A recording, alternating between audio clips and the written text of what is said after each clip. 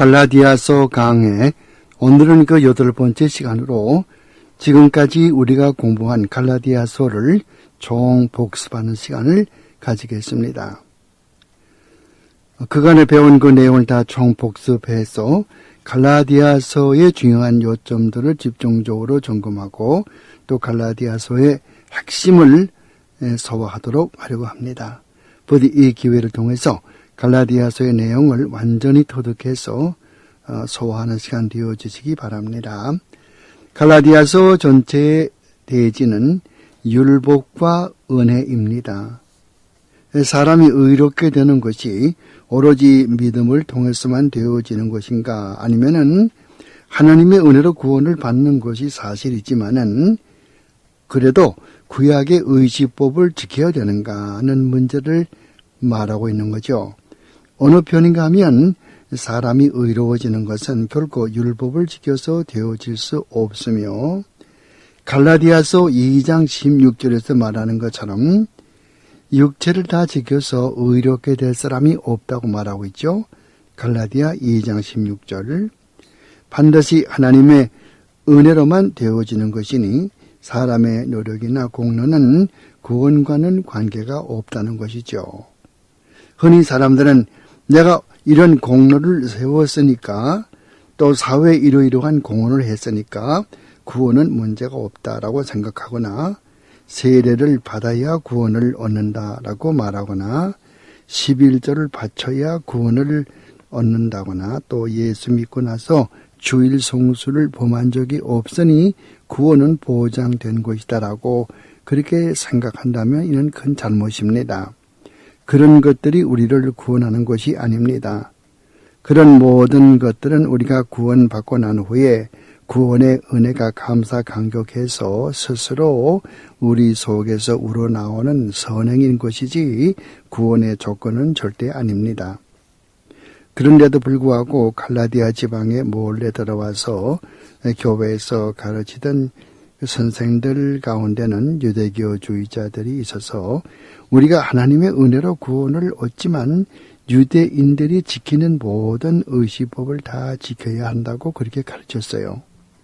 가령 남자는 할례를 받아야 된다거나, 또 먹는 것도 가려서 비늘이 없는 것은 먹으면 안 되고, 굽이 갈라지지 않은 건 먹으면 안 되고, 또 절기를 지켜야 되고, 초생딸이 뜨면은 제사를 지내야 한다는 등 여러 가지 이런 그 의지법을 그들이 강조했습니다. 이런 것들은 구원과는 관계가 없는 것이거든요. 그럼에도 불구하고 갈라디아 지방의 여러 교회에 들어와서 가르치던 거짓 선생들, 유대교주의자들은 이렇게 가르쳤다고 말이요. 이런 소식을 전해들은 바울은 과거에 바울이 갈라디아 지방에서 전도할 때에 가르쳤던 바와 다른 복음을 전하는 유대교주의자들의 잘못된 가르침을 고치고 갈라디아 지방의 교회들의 성도들에게 바른 복음을 전하기 위해서 갈라디아서를 쓴 것이며, 보통은 바울이 시력이 약해서 서사, 남의 글을 대신 쓰는 사람이죠. 그 서사에게 대필시키는 것이 관례였지만은 갈라디아 지방의 교회들에게 발생하고 있는 교리 문제가 하도 심각해서 바울은 갈라디아서를 그가 직접 손으로 기록했다고 갈라디아 6장 11절에 말하고 있습니다. 제1장에서 바울은 서두에 자신의 사도됨을 강조하고 있어요. 바울이 신약성경 중에 13개의 편지를 기록했는데 다른 편지에 비해서 갈라디아서에 나오는 인사말이 제일 깁니다. 그렇게 긴 이유는 바울이 자신의 사도됨을 다시 한번 독자들에게 확인시켜주기 위한 것이죠.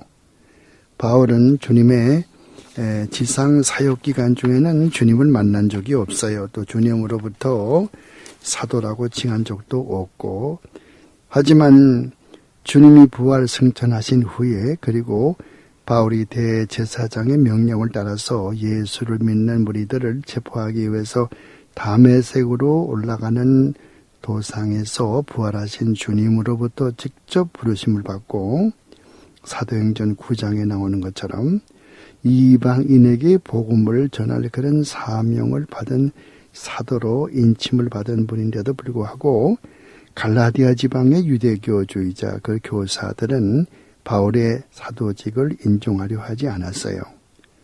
그러므로 바울은 자신의 사도됨을 확실히 증거하기 위해서 갈라디아서 서두에 긴 인사말을 쓰고 있는 것입니다. 6절로 10절까지 말씀에 다른 복음은 없다라는 말은 매우 중요한 말씀입니다. 복음은 하나뿐이지만은 사람들이 그리스도의 복음에다 사람의 생각을 주입해서 다른 복음을 만들어 다른 사람에게 주님의 말씀과는 관계가 없는 사람이 만든 복음을 가르치는 일이 예나 지금이나 너무 성행하고 있습니다. 성경적인 복음이 아닌 다른 복음을 거짓 복음이라고 합니다. 거짓 복음은 이 세상에서는 사람들을 즐겁게 해줄지 모르지만은 그런 복음은 가짜 인까닭에 구원에 이르지 못합니다. 그러므로 다른 복음을 식별할 줄 알아야 하는데 그것이 어려워요. 많은 사람들이 속아 넘어갑니다. 다른 복음, 즉 가짜 복음은 너무도 진짜와 흡사하기 때문에 성경을 잘 모르는 일반 성도는 물론이고 심지어 신학교를 나오고 목회하는 목사님 가운데서도 속아 넘어가는 이들이 많이 있습니다. 가령 예를 들어서 오늘 요엘 오스틴의 긍정의 삶이나 또 리크 와란의 목적이 이끄는 삶, 또 혹은 로버트 슐라의 교회 성장학, 이런 것들도 브라이언 맥클레인의 그 에머전트 처치 운동이라든가 리차드 포스터의 환상기도에 심취한 목사들이 우리들 주위에 얼마나 많이 있습니까? 모두 다른 복음을 전하는 사람들인데도 분별력이 없어서 이런 사람에게 그만 올무에 걸려서 다른 복음을 전하고 있는 거지요.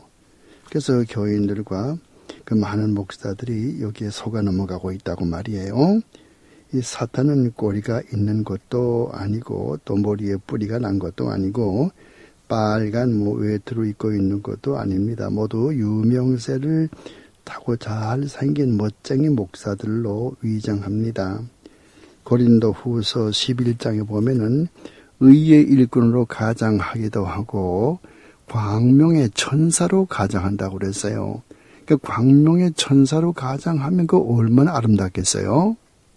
또 의의 일꾼, 다시 말하면 부흥사라든가 유명한 신학교 교수라든가 학자라든가 부흥사라든가 이런 사람들로 가장하면은 그 속기 일반이거든요. 참 속기 쉬워요. 그 속지 않는 이유는 자기가 성경을 바로 알고 자기가 알고 있는 성경과 저분이 설교하는 그 내용을 비교해 볼 때 잘못됐으면은 그건 성경이 잘못된 게 아니라 그 설교하는 사람이 잘못됐겠죠. 그래서 모든 표준은 설교하는 목사가 표준이 아니요. 표준은 성경이 표준이요. 그러니까 성경과 성경으로 성경이라는 잣대를 가지고 설교를 재보고 설교가 성경과 어긋나면 그건 다른 복음이란 말이죠.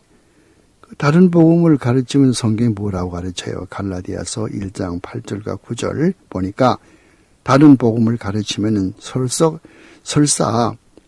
천사가 와서 가르친다 하더라도 그것은 진짜 복음이 아니면은 저주를 받는다. 그 저주 받는다는 말, 그것은 아나테마라는 말인데 아나세마라는 말은 아나라는 말은 헬라 말에서 위에 그 말이요. 위에 아래의 반대에서 위에 말이요. 그리고 세마라는 건 티셈이라고 하는 그런 동사에서 나왔죠. 놓여진단 말이요. 위에 놓여졌단 말이요. 위에 놓여졌단 말은 무슨 말인가 하니 위에 누가 계십니까? 하나님이 계시죠. 그러니까 하나님 앞에 놓여졌다. 그건 무슨 말인가 하면은 이제는 하나님 앞에 심판대 앞에 놓여졌으니까 만약에 자기가 가르친 것이 잘못된 것이 하나님으로부터 판단된다면은 다시는 이 땅에 내려올 수도 없고 그냥 거기에서 진멸받고 거기에서 저주를 받고 그래서 심판을 받고 구원을 받지 못한다 그 말이죠. 그 얼마나 무서운 말이에요. 이게 아나테마가 그 뜻이에요. 저주를 받는다. 요즘 보면 많은 사람들이 그거에 관심도 별로 없어요. 성경이 그렇게 말해도 뭐 그런가 보다 하지 뭐 그런 일이 있겠나 싶어서 전부 자기 멋대로 자기가 생각한 대로 그렇게 설교하고 그렇게 남을 가르치지만 사실은 안 그렇죠. 성경에서 말하는 진리는 하나밖에 없어요. 그 진리에 어긋나서 사람의 생각을 가미하면 하나님의 저주가 온다고 하는 것을 알아야 돼요. 그래서 이 광명의 천사로 가정한다. 잘못된 그릇된 교리를 가르치는 사람이 뭐 따로 뭐 머리에 뿌리가 나거나 무슨 꼬리가 있거나 그런 게 아니고 우리와 똑같이 잘생긴 사람들 아주 운변술이 좋고 말도 잘하고 아주 뭐 멋지게 생겼고 학벌도 좋고 이런 사람이 잘못 가르친단 말이에요. 빨 들으는 사람 보세요. 얼마나 공부를 많이 했어요? 그러나 그의 신학은 잘못됐거든. 루돌프 볼트만 보세요. 얼마나 훌륭한 분입니까? 공부도 많이 했죠. 신학은 잘못됐거든요.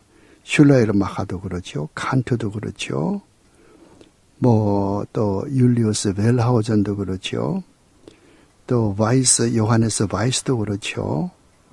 뭐 카제만도 그렇고 오스카 쿨만도 그렇고 모두가 다 그렇잖아요. 훌륭한 독일의 신학자들 공부도 많이 하고 머리가 참 비상한 뭐 IQ가 180되는 그런 훌륭한 사람도 신학이 잘못됐으면 그것은 하나님의 저주를 받을 수밖에 없다고 하는 거예요. 그러니까 공부를 많이 하는 게 문제가 되질 않아요. 자기 신학이 얼마나 바른가, 신앙이 얼마나 바른가, 성경관이 얼마나 바른가 이것이 문제가 되는 것입니다. 그래서 고린도 후서 11장 말씀에 사탄도 광명의 천사로 가장한다는 말을 다시 한번 우리가 깊이 음미해 봐야 됩니다. 다른 복음을 전하는 것이 얼마나 위험한지 바울은 1장에서 8절과 9절 그 두 번씩이나 다른 복음을 전하면 저주를 받는다라고 말하고 있어요. 성경 말씀은 모두 하나님의 계시의 말씀이기 때문에 모두 진리의 말씀이고 그대로 이루어지는 것이고 절대적인 말씀이기 때문에 성경 말씀을 소홀히 생각하면 안 됩니다. 참다운 그리스도인들은요, 떨면서 두려운 마음으로 성경을 읽고 신앙생활해요.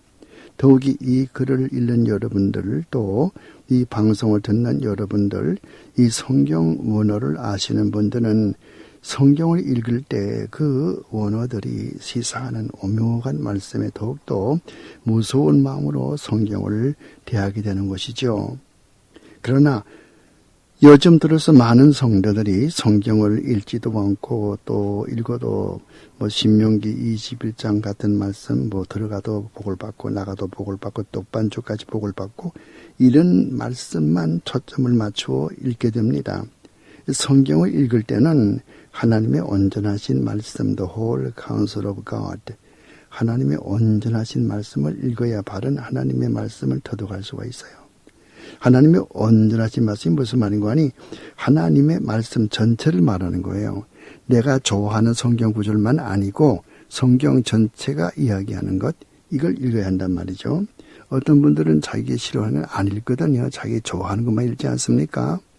그래서 뭐 머리가 될지언정 꽁지가 되지 아니한다. 그런 것만 좋아하거든요. 그것만 복음이 아니에요. 그 반대도 있게 되거든요. 모두가 다 머리가 되고 모두가 다 꽁지가 안 되면은 그게 어떻게 가능하겠어요.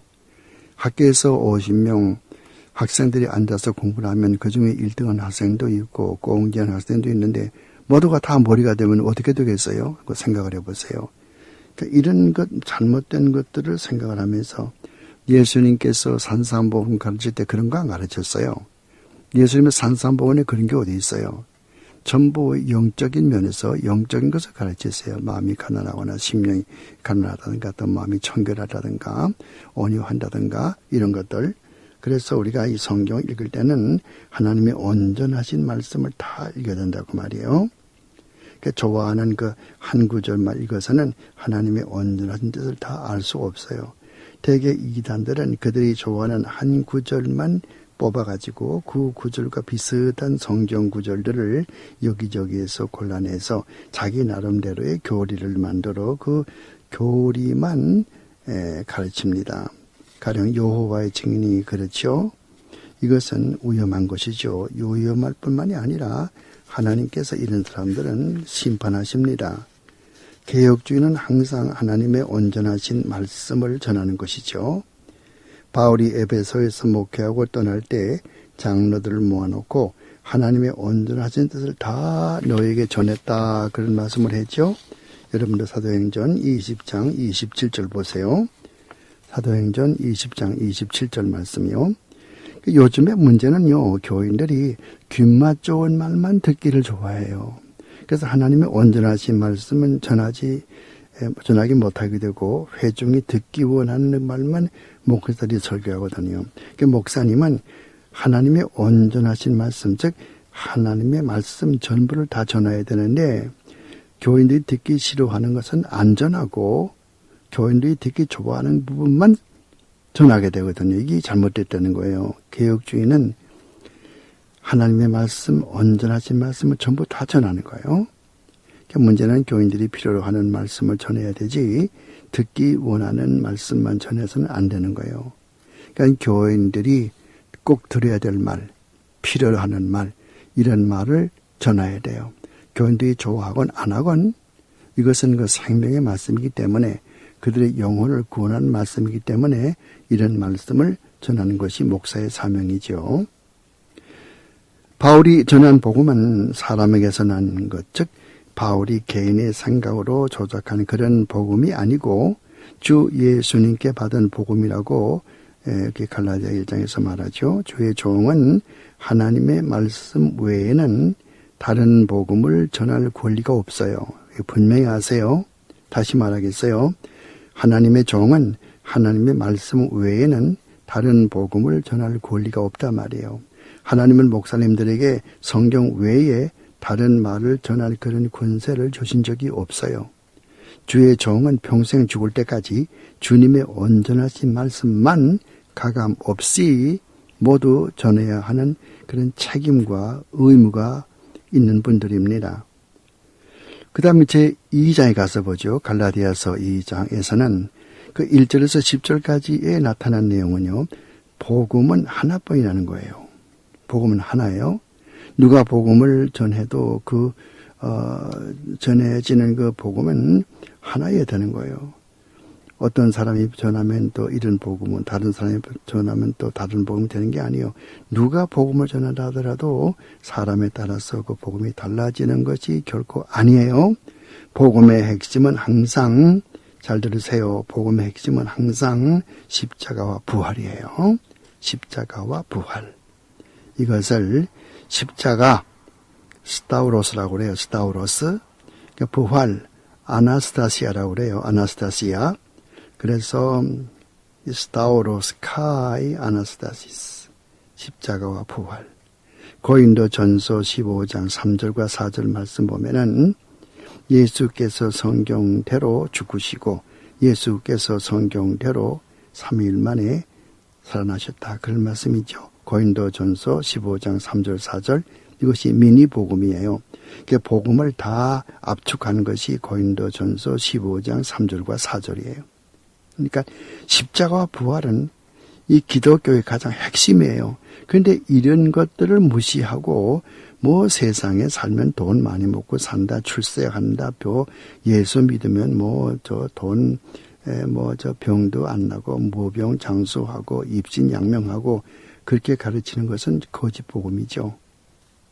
요즘 그 신비주의를 부르짖는 사람들이나 또 기복신앙을 주장하는 사람들, 또 종교 통일운동을 주장하는 그런 사람들의 결점이 뭡니까? 그것은 바로 십자가와 부활이 없다는 거예요. 가령 리코와란 목사의 신학에 십자가가 어디 있어요? 십자가 없어요. 그 사람의 책 보면요. 그 사람의 책이나 설교 보세요. 십자가 어디 있어요? 안 나와요. 항상 이 세상에서 지금 우리가 전 세계를 피스라고 하는 그런 그 프로그램을 만들어 가지고 모든 사람이 예수를 믿게 만들자. 그런 제도 가지고 되는 거 아니거든요. 또 요엘 오스틴 같은 목사도 보세요. 그 책에 그 책을 많이 썼죠. 그분 젊은 사람. 그러나 그의 또 설교나 책에서 보더라도 십자가는 없어요. 모두 현세에서 돈 많이 모으고 건강하고 잘 살자는 것뿐이거든요. 이것은 샤머니즘이에요. 샤머니즘 뭔지 알죠? 한국의 무속신앙이에요. 무당들이 바위에게 뭐 빌거나 뭐 영왕에게 빌거나 뭐 성왕당에 가서 빌거나 하는 그런 샤머니즘.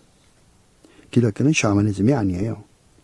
어느 목사님이 아니고는 집사님이 피터 와그너 목사의 세미나에 참석했더랍니다.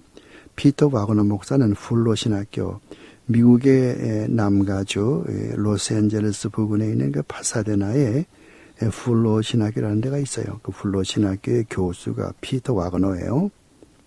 그는 집사님이 그 피터 와그너의 그 집회에 참석을 했는데 그 설교하기를 가난한 사람은 믿음이 없기 때문이라고 그렇게 말을 하더래요. 그래서 이 여자 집사님은 혼비백산에서 돌아왔다는 그런 말을 들었습니다. 요즘 절대 다수의 목사들이 Here and Now Theology, 현재 여기서 지금 그런 현세주의적인 그런 신앙을 따라가요. 이것은 성경이 말하는 복음이 아니에요. 모든 것은 하나님의 주권에 따라서 되어집니다. 믿는 성도가 가난해질 수도 있고 부유할 수도 있어요. 가난한 것이 믿음이 부족해서가 아니에요. 기독교를 무병장수하거나 또 입신양명의 수단으로 생각하고 신앙생활하는 사람들은 정상적인 기독교 신자라고 보기 어렵습니다. 속지 마세요. 그렇게 설교하는 사람들에게 속지 마세요. 그렇게 설교하는 교회에 현재 출석하고 계신다면 빨리 다른 교회로 옮기시기 바랍니다. 이것이 제2장까지 나오는 갈라디아서 2장의 내용이었었고요. 그 다음에 갈라디아서 3장 내용을 보도록 하지요. 그 3장에서는 여러 가지를 가르치고 있는데요. 첫째, 율법 아래 있는 자는 율법의 노예이고 그리스도 안에 있는 자에게는 자유함이 있다는 진리입니다. 율법은 우리를 죄인으로 몰아세웁니다. 원래 율법의 목적이 그것을 율법을 다 지켜서 율법을 지키는 공로로 구원 얻도록 그렇게 한 것이 아니에요. 많은 사람들은 이렇게 생각하거든요. 내가 율법을 다 지켰으니까 난 구원이 문제 없겠다. 율법을 어떻게 다 지켜요? 유대인들은 613개의 조목을 나누었어요. 율법을 613개의 조목 나누어가지고 248개는 무엇을 해라. 365가지는 하지 말라. 요것만 딱딱 지키면은 그 대가로 구원받는 줄로 착각을 했죠. 잘못된 거죠. 그렇게 해서 구원받습니까? 율법을 다 지킬 육체가 어디 있어요? 율법을 다 지키다가도 하나만 못 지키게 되면요. 다른 거 다 못 지킨 것이 되는 거예요. 야고보서 2장 10절 보세요. 야고보서 2장 10절. 하나만 못 지켜도 다 못 지키게 되는 건데 어떻게 율법 다 지키는 거예요? 또 율법이라고 하는 것이 그 유대 사람들 생각했던 것처럼 행동으로 무슨 죄를 짓는 거 그것만 죄가 아니거든요. 마음으로 짓는 것도 죄란 말이에요.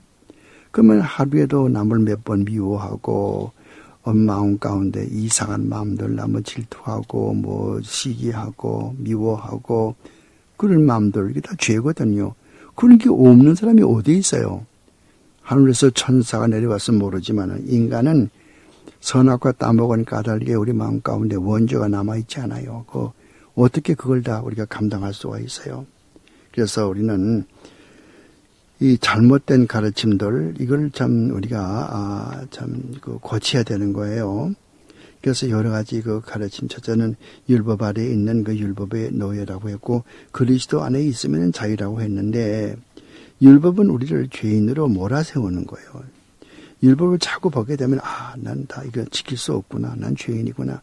이렇게 엄격한 하나님의 법을 내가 어떻게 다 지킬 수 있겠나. 이게 되잖아요. 그래서 오라 나는 곤고한 사람이로구나.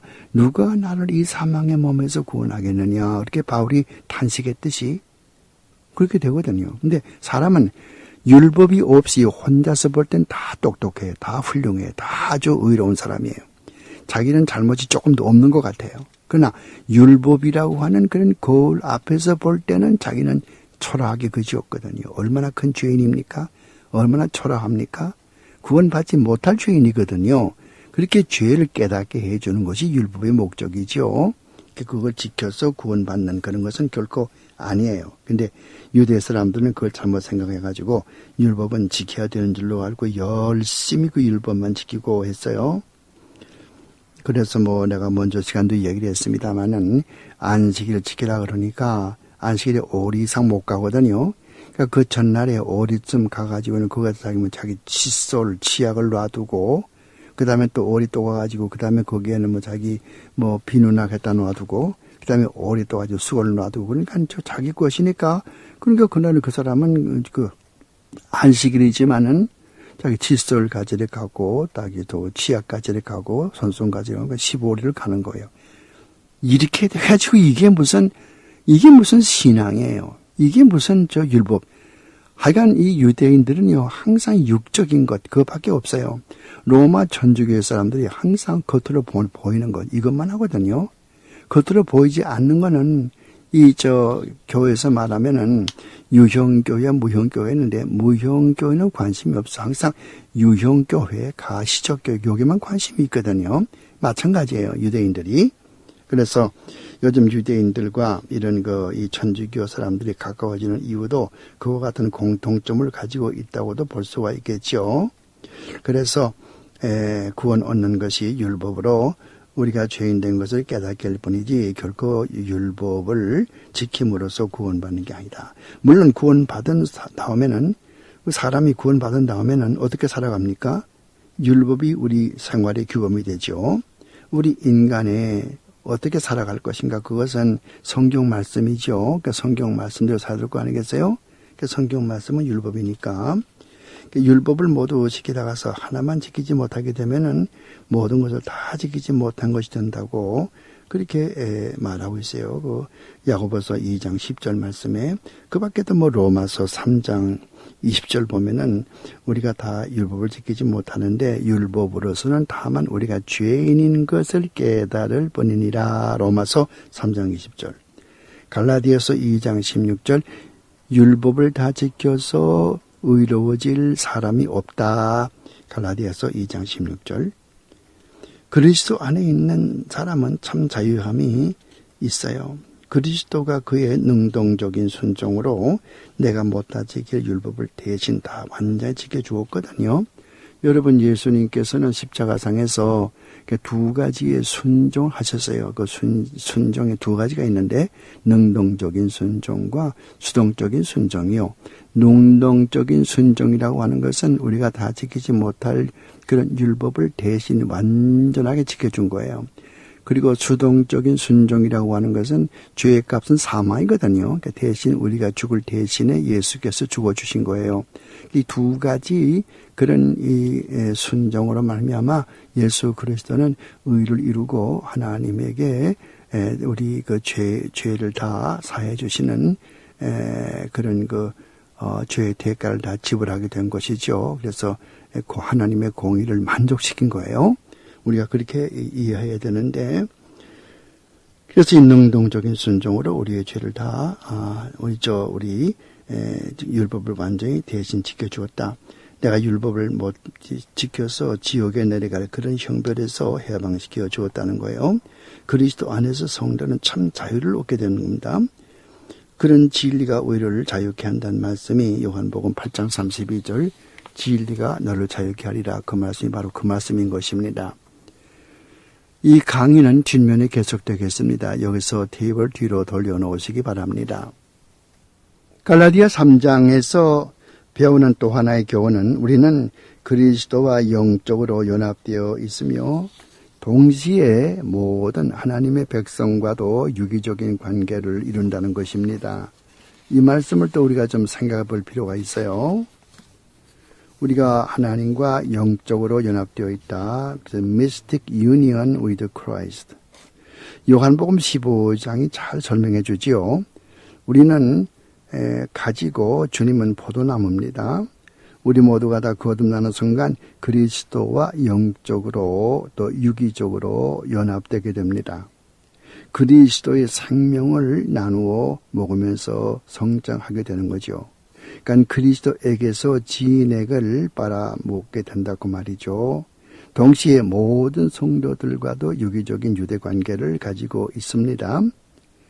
다른 옆에 있는 내 예수 믿는 형제들과 나와 무슨 관계가 아무 관계가 없는 것이 아니고 또 나와 예수 그리스도만 그렇게 서로 좋은 관계에서 내가 주님께 순종하고 내가 주님의 제자로 살아가면 되는 게 아니라 내 옆에 있는 우리 여기 이웃 형제들도 형제들과도 예수 믿는 참 거듭난 성도들과도 나와 유기적인 관계를 가지고 있다고 하는 거예요.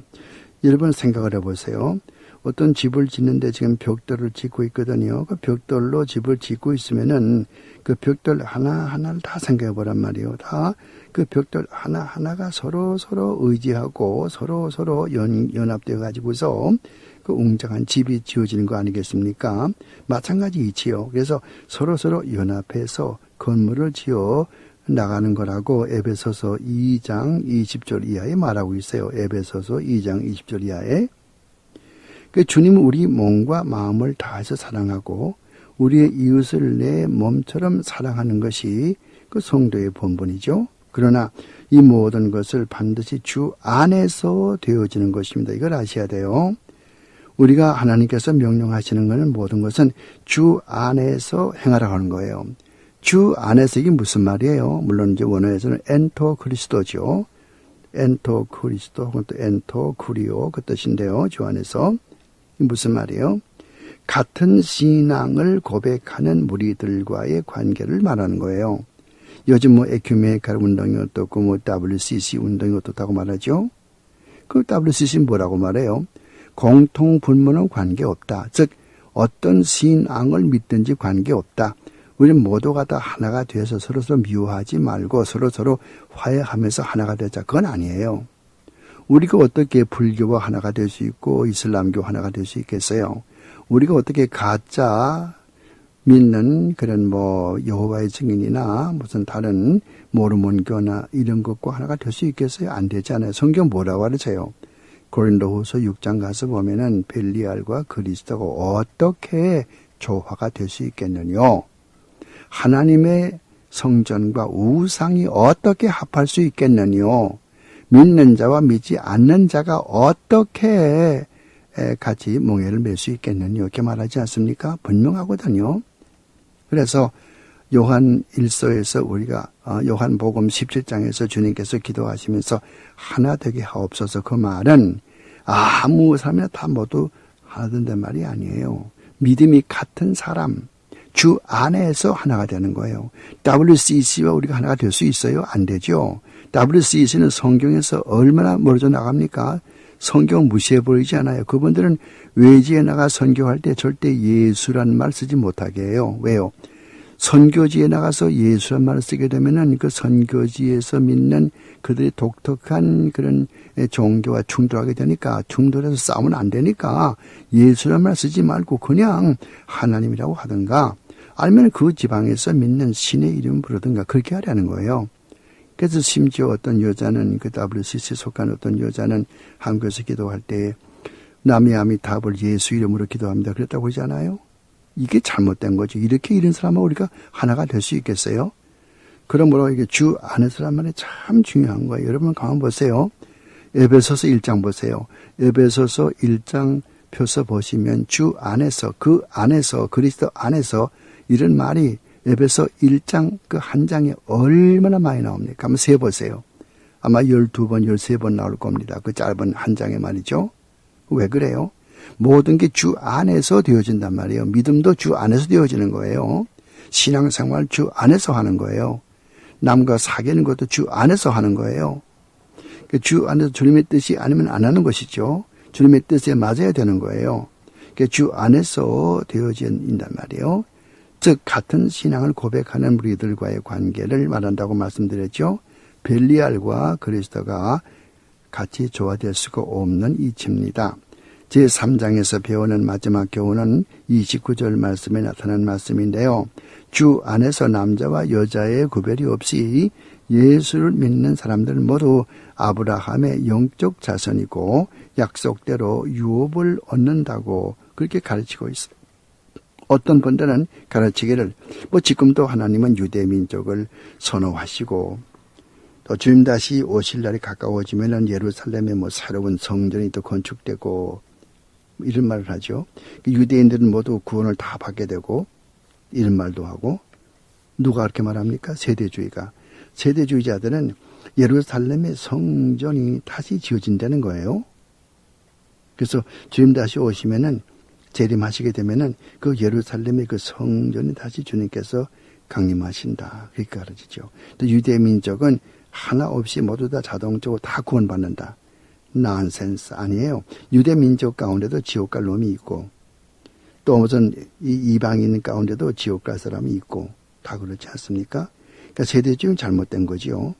이 세대주의가 원래 그 존 넬슨 다비라는 사람이 존 넬슨 N-E-L-S-O-N 다비 D-A-R-B-Y 다비 이러면 1820년경에 영국에서 이렇게 태어나가지고서 가만 생각해 보니까 잘못됐거든요. 왜 목사만 설교해야 됩니까? 왜 목사만 결혼 주례하고 뭐 장례식 집례하고 뭐 성찬식을 집례해야 됩니까? 루터가 말하기를 모든 사람은 만인 사제인데 모든 사람이 다 제사장인데 왜 목사만 그렇게 하냐고 말이에요. 그래가지고 이 양반이 이거 제도가 잘못됐다. 내가 새로운 교리를 발견했다 하면서 만들어낸 것이 세대주의죠. 그래가지고 그는 뭐 맨 처음에 요즘에 이제 세대주의가 많이 이제 변해져가지고 그렇게 못하지만은 초기에는 1820년대, 30년, 40년대는 영국에서 이제는 목사 혼자 설교하지 말자. 돌아가면서 설교하자. 성찬식도 돌아가면서 서로 집례하자. 이런 식의 그 못된 그런 제도를 도입한 것이 존 넬슨 다비예요. 이게 이제 1900년대 초기에 미국으로 건너오면서 C.I. 스코필드에게 전수가 되었고, 그래서 스코필드는 1906년에 스코필드 레퍼런스 바이블이라고 하는 스코필드 성경을 만들어내가지고 이것 가지고 공부한 사람이 북장로교, 남장로교의 목사들, 모든 신학교가 전부 이 스코필드 성경 가지고 공부를 했거든요. 그러니까 뭐가 되겠어요? 모두 세대주의죠. 그래서 한국의 평양신학교도 세대주의. 이런 것이 고쳐진 것은 물론 이제 해방 후에 박윤선 박사님이라든가 또 또 그 밖에도 여러 분 많이 있죠. 박경영 박사라든가 이런 분들이 이제 주도가 되어가지고서 이제 개혁주의로 바꿔놓았지만은 세대주의가 미국이나 한국이나 판치고 있었죠. 이게 잘못된 것이에요. 그래서 이런 잘못된 그런 거 우리가 아셔야 되는데, 그러나 에베소서 2장에서 말하는 성전은 육적인 건물이 아니라 믿는 성도들을 상징적으로 말하고 있다는 걸 아셔야 돼요. 고린도전서 3장 말씀도 보세요. 너의 몸은 그리스도의 몸이니, 하나님은 성령의 전이니, 또 고린도전서 6장도 보면 18절 19절에서 너의 몸은 주님의 전이니 그런 말씀하지 않습니까? 그래서 여기서 성전은 진짜 문자 그대로 건물을 말하는 것이 아니고 성도들을 지칭한다고 하는 걸 아셔야 돼요. 유대 민족을 하나님이 지금도 선호하는 것이 아닙니다. 이스라엘 백성의 수가 바다의 모래알 같을지라도 은혜로 남은 자만 구원 얻으리라. 로마서 9장 27절. 그 로마서 9장 27절 보면은 유대인들이 다 구원받는 게 아니라니까요. 유대인들 가운데도 남은 자가 있다는 거예요. Remnant chosen by grace of God. 하나님의 은혜로 구원받나. 하나님의 은혜로 그렇게 남은 자가 있다는 거예요. 그러니까 구원받은 자가 따로 있다는 거예요. 그것이 로마서 9장 27절의 말씀이에요. 그러므로 유대민족이 자동적으로 다 구원받는다. 지금도 하나님께서는 유대민족은 우선 구원해 놓고 본다는 잘못된 교리입니다. 처음에 복음은 물론 이제 유대 사람들을 통해서 시작됐어요. 예수님도 유대에서 나셨고 바울도 유대인이고 구약의 모든 선지자가 유대인들이고 또 신약 성경에도 누가를 빼놓고 다른 모든 사도들은 유대인들이고 그렇기 때문에 모두 유대에서 나왔지만은 그러나 이제 하나님은 어느 민족이나 하나님이 원하시는 그 개인에게 믿음을 선물로 주셔서 중생하게 하시는 것입니다. 유대 민족이라고 특별히 선호의 대상이 되는 것은 아니란 말이에요. 누가 참 아브라함의 자녀입니까? 누구 아브라함의 자손이에요? 누가? 겉수염이 나고 무슨 까만 옷을 입고 까만 만도를 입고 까만 모자를 쓴 유대인들이 아브라함의 자손입니까? 아니에요. 참 유대인은 곧 그리스도 안에 있는 자, 즉 예수 믿는 사람이 그리스도인들이 아브라함의 자손이에요. 아브라함의 자녀가 바로 여기에 갈라디아 3장 29절에 나온 누구든지 그리스도 안에 있으면은 아브라함의 자손이요 약속대로 유업을 이을 자니라. 그게 그 뜻이란 말이에요. 그러니까 예수 믿는 사람이 영적인 아브라함의 자손이란 말이에요. 유대민족이 자손이 아니라. 그래서 여러분들 그 로마서 2장 보세요. 로마서 2장 28절에서 29절. 로마서 2장 28절 29절 보면은 되게 표면적인 유대인이 아니요. 이면적인 유대인이란 말이에요. 또 우리가 할례는 마음에 할지니 육체에 할례하지 않고 마음에 한다고 그랬거든요. 이런 말씀들을 보시면은 특히 갈라디아 3장 29절을 외세요. 반드시 외우세요. 누구든지 그리스도 안에 있으면은 아브라함의 자손이요 약속대로 유업을 이을 자니라. 예수 믿는 사람이 참 영적인 아브라함의 자손이라고 말이요. 다음 제4장 보죠. 제4장에서 가장 중요한 교훈은 유대교주의자들이 주장하는 바 그들이 아브라함의 자녀라고 하는 그 말을 바로 설명하고 있다는 것이에요. 그러니까 유대교주의자들은 아브라함의 자손이라고 그러면서 우리는 아브라함의 자손이니까 우린 유대교주의자들이고 그러니까 우리가 말하는 건 다 맞는 것이고 바울이 말하는 것은 맞는 것이 아니다. 바울은 언제 사도로서 택함받았느냐. 그러나 바울의 말을 믿지 말고 우리는 아브라함의 자손되니까 우리가 하는 말을 믿어라. 이렇게 말하는 거예요. 그러니까 아브라함에게는 그래서 그 말을 설명하는 거예요. 바울이 지금.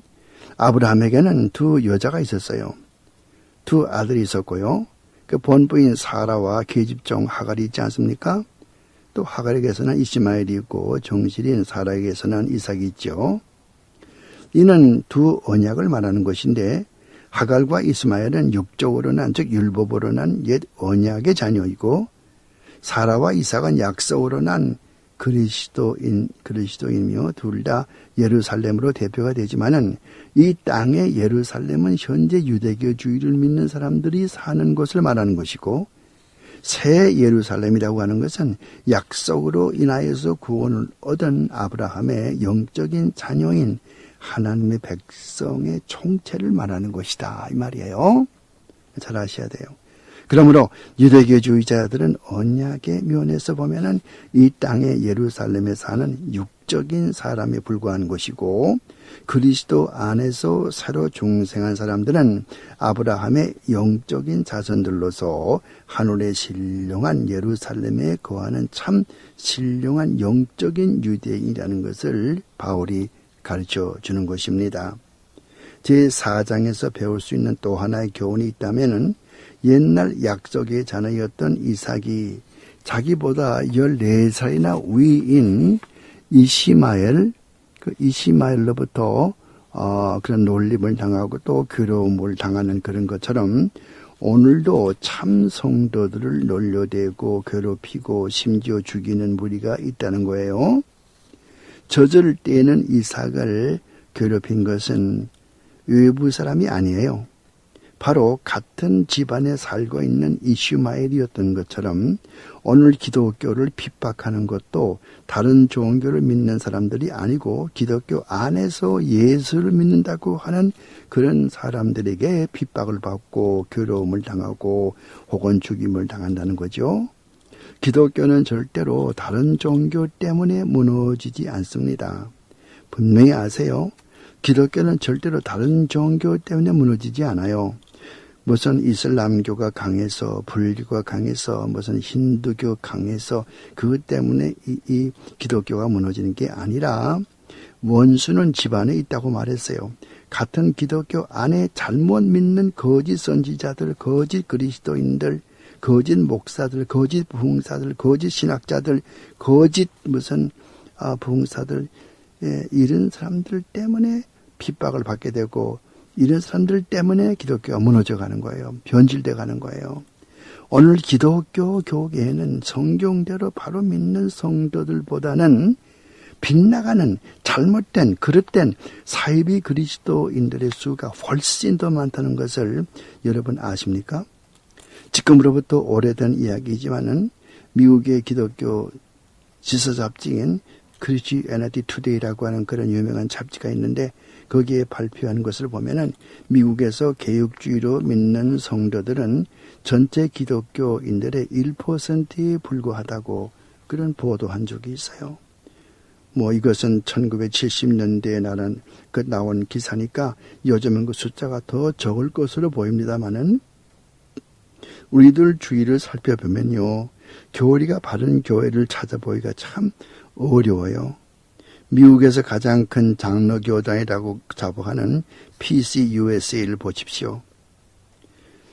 금년 219차 총회에서는 1982년 남아공의 SADRM, 즉 South African Dutch Reformed Mission, 남아공화국 화란개혁 선교회에서 채택한 벨하, BELHAR, 벨하, 그런 신앙고백서를 도입하려는 그런 토론을 벌인 적이 있어요.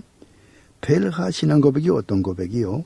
이 신앙고백서의 골자는 인종화합, 사회정의 구현, 또 무슨 다른 신앙 그런 체계와 화해를 도모한다.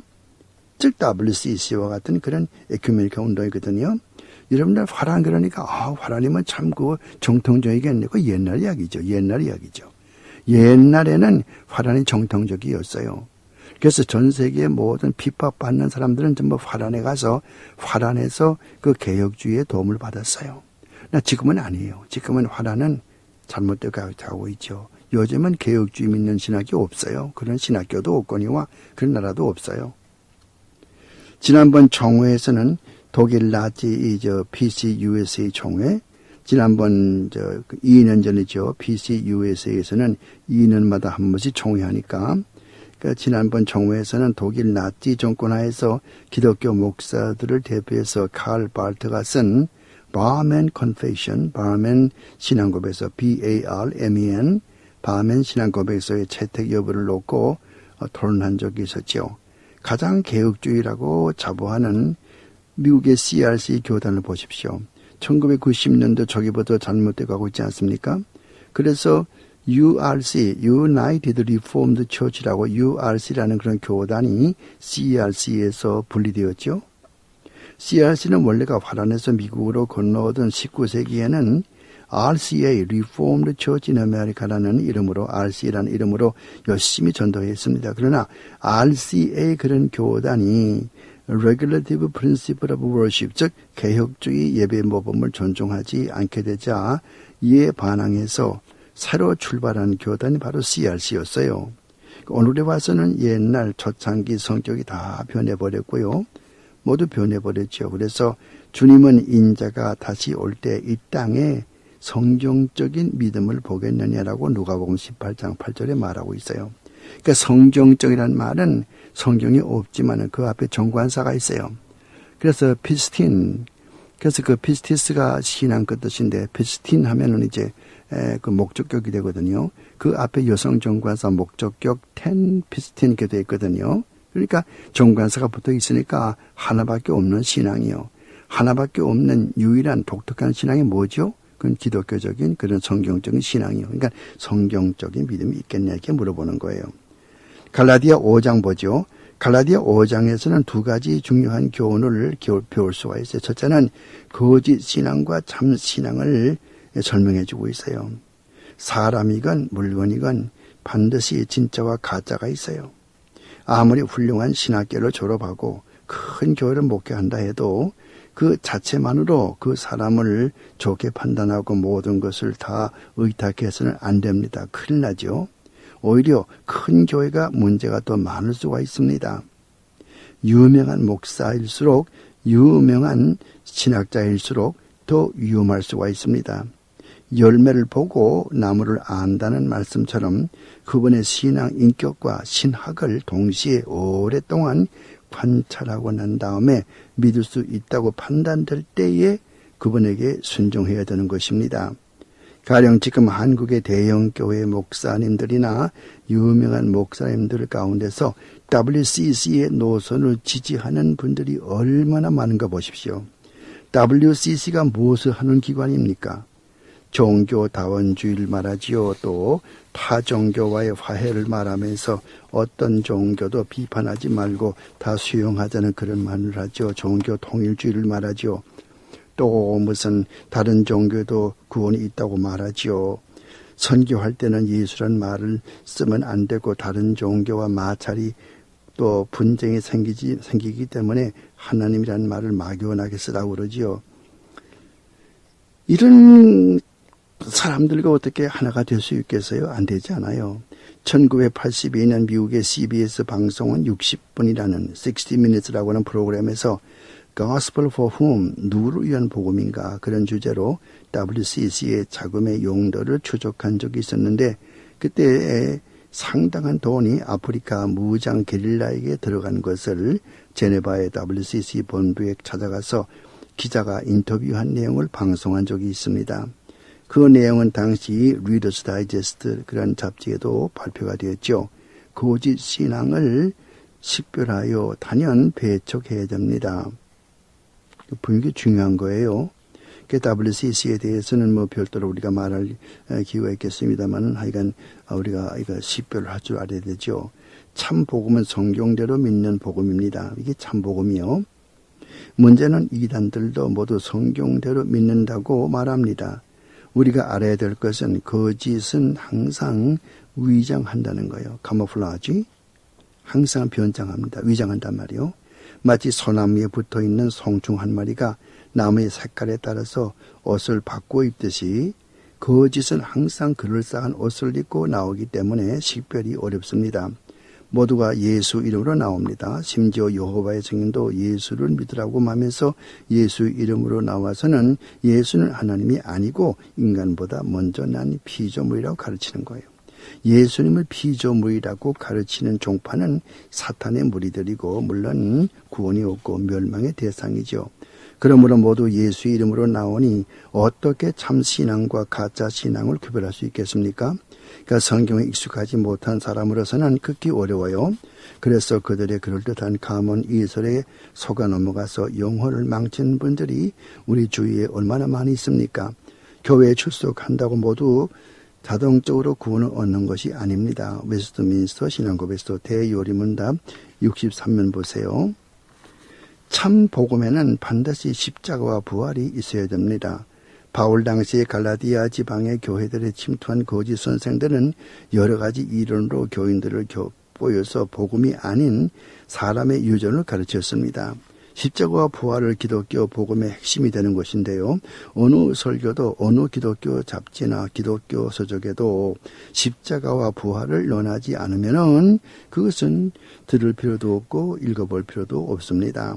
리크 워런의 신학이 십자가 없는 신학이 대표적인 예입니다.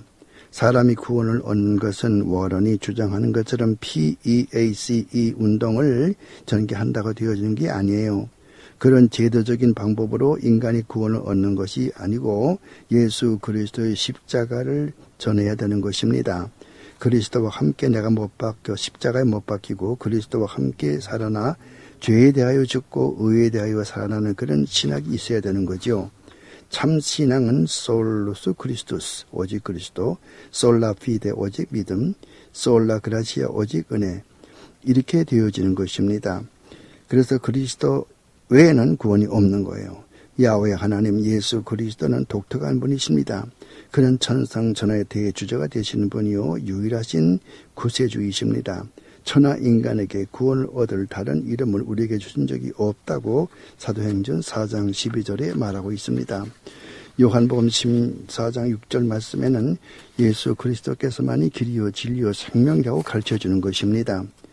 개혁주의 신앙 고백이라고 하는 것이 뭡니까? 우리가 개혁주의 신앙 고백서를 잘 알아야만 이단에 빠지지 않고 참 신앙을 지켜나가는데 어떤 것이 있어요? 개혁주의 신앙 고백서는 1559년에 나온 프랑스 유고노족들이 믿던 프렌치 컨페션, 1560년에 나온 스코틀랜드의 스카츠 컨페션, 스코틀랜드 신앙 고백서죠. 또 1561년에 나왔던 벨직 컨페션, 벨기 신앙 고백서죠. 1563년에 나왔던 하이델베르그 캐리키즘, 하이델베르그 요리문답, 1562년에 만들었다가서 1564년에 수정된 Second Helvetic Confession, 제2 스위스 신앙고백서, 1619년에 도르트 신경, 1648년에 웨스트민스터 신조, 또 1996년에 나온 케임브리지 선언, 이런 것들이 진짜 신앙고백서인 것입니다. 끝으로 제6장에 들어가서 배우는 교훈은 몇 가지 요약할 수가 있는데, 첫째, 성도들 간에 서로 혼자서 지기 힘든 짐은 서로 나누어 지라는 교훈이죠. 혼자서 질 수 있는 짐이 있고 혼자서 지지 못할 짐이 있습니다. 혼자서 지지 못할 짐은 서로 나누어 지라는 명령입니다. 그리스도의 사람들은 서로 영적으로 연합되어 있기 때문에이죠. 둘째, 무엇이든지 되지 못하고 된 줄로 생각하는 사람은 자기를 속이는 자이므로 하나님 앞에서 서로 각자 겸손해야 할 것을 가르쳐주고 있어요. 또 오늘 너무 많은 목사들이 새로운 교리를 발견했다고 하면서 비성경적인 내용을 가르치고 있는데, 마치 1820년대 영국의 존 넬슨 다비, 아까 이야기했던 그런 사람이 그 세대주의를 만드는 것처럼 그 잘못된 교리 가르치는 분들이 많이 있는데, 이런 걸 조심하라고 그러고, 또 셋째로 제6장에서 배우는 셋째 교훈은 성령에게 순종하며 정결한 생활로 하나님 앞에 영광을 돌리라고 가르쳐주는 거예요. 하나님은 절대 거룩한 분입니다. 그는 점을 주시고 또 우리는 그의 피점을 드린 것입니다. 그래서 이 피조물은 조물주에게 순종할 뿐인 것입니다. 구약 이사야서 14장 10절 말씀 이하 보면은 하나님을 옹호하던 천사가 교만해서 하나님에게 순종치 않고 정면으로 하나님과 대결하여 사탄으로 변했던 일을 봅니다. 에덴 동산의 아담은 순종치 않아서 타락하여 본인만이 아니라 그 안에서 모든 인간이 다 타락했습니다. 순종이 제사보다 낫다고 사무엘상 15장 22절에 하나님이 말씀하십니다. 인간의 궁극적인 목적은 하나님을 영화롭게 하는 것이지요. 그것은 우선 하나님에게 절대 순종하는 데서 시작됩니다. 하나님에게 예배를 드리는 것도 하나님이 정해주신 방법대로 예배 드려야 됩니다. 인간의 생각대로 행해서는 하나님 그 예배를 받지도 않고 하나님의 진노가 임하는 것입니다. 넷째, 복음의 핵심은 바로 십자가입니다. 바울은 자기 자신이 세상에 대하여 십자가에 못 박혔다고 말합니다. 세상은 간데없고 오로지 주님의 십자가만 보이는 것이죠. 이것이 거듭난 성도의 모습인 것입니다. 또한 그는 그의 몸에 그리스도의 흔적을 가졌다고 말하고 있습니다. 바울은 십자가 중심으로 그 몫의 태인 십자가를 지고 주님에게 순종하며 그에게 영광을 돌리는 생활로 한평생을 살다가 주님이 부르실 때에 주님 앞으로 영광의 나라에 들어가셨습니다. 진실로 거듭난 성도라면 우리 모두에게 그 영광의 날이 기다리고 있습니다. 율법과 은혜를 바로 깨닫는 성도 여러분 다 되어주시기 바랍니다. 이것으로서 우리 갈라디아서 강의 그 8번째 시간 마치겠습니다.